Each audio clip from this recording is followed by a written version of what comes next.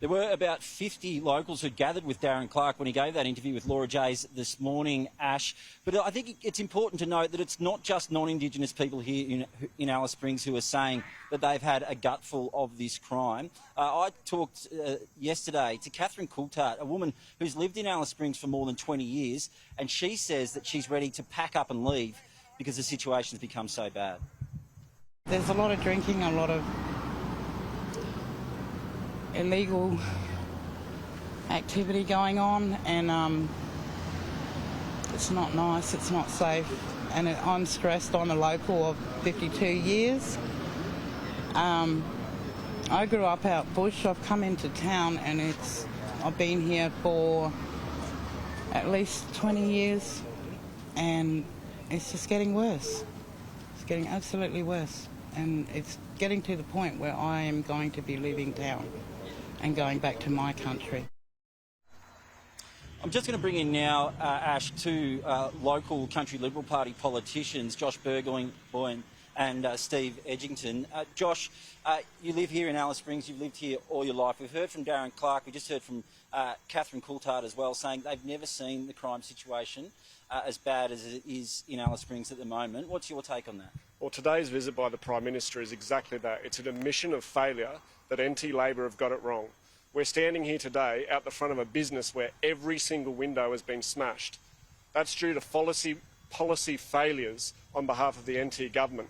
We've seen that time after time. We've now had our own Senator, Jacinta Price, come out loudly and say we need those stronger future measures reintroduced. We've also had Marion Scrimgeour from Labor say the same thing, yet NT-Labor are refusing to listen.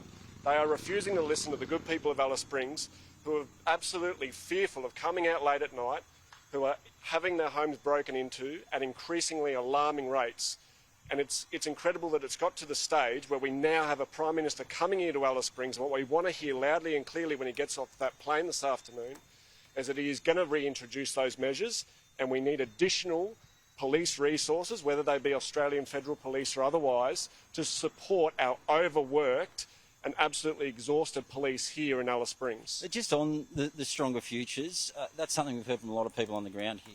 How much of an impact do you think that has had since July 17 last year when we saw those changes? I've never heard Northern Territory Police speak openly about it, but this morning on ABC Radio we had a high-ranking police officer say loudly and clearly that since July 17, alcohol-related crime statistics have skyrocketed.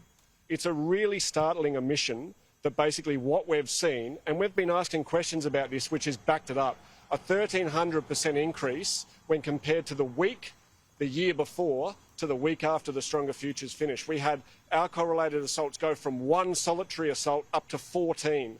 It's simply not good enough. We deserve better here in Alice Springs. And whilst I'm very grateful that the Prime Minister's coming, I really hope that he comes with more than just words. We need action here in Alice Springs.